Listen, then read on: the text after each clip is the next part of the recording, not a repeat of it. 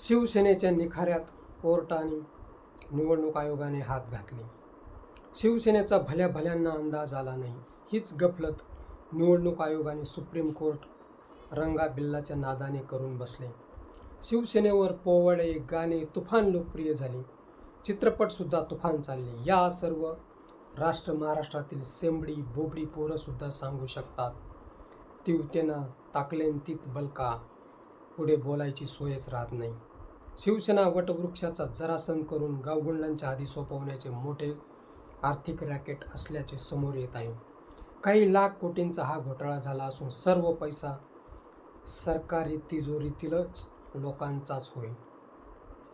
Cigarette फुकणारा मंत्री उघडा नोटांच्या बंडलांसमोर लोकांनी पाहिला ही शिवसेना नक्कीच नाही. सरिता वाकोडे खरी धुरंधर ठरली. 1000 पानांचा शिवसेनेचा समाजकारण व राजकारणावर प्रबंध सादर करून PhD या पदवीस कवसणी घातली. जी अक्षरे प्रबोधनकार यांनी निवडली व बाळासाहेबांनी महाराष्ट्राला दिली त्यांचे सरिता वाकोडे यांनी सोने केले. तुम्हाला महाराष्ट्राचा भूगोल माहीत नाही, इतिहास बदलायला निघाले. लाभाची पदं मिळवताना यांनी लाजासुद्धा गहाण ठेवल्या. उच्च पदाची पेन्शन घेत असताना पुन्हा सरकारी पदावर जातात. ठाकरे आणि राऊत यांनी आता यांना टकमकवर उभे केलेच आहे.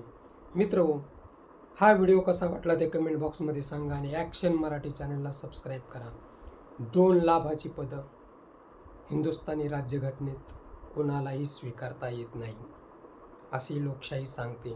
मात्र काही निवृत्त न्यायाधीश पदावरील पेन्शन लाटतात आणि तिकडे राज्यसभेवर जाऊन बसतात. ते राज्यसभा म्हणजे सरकारी लाभाचे पदच म्हटले पाहिजे. तुम्हाला काय वाटतं ते कमेंट बॉक्समध्ये सांगा.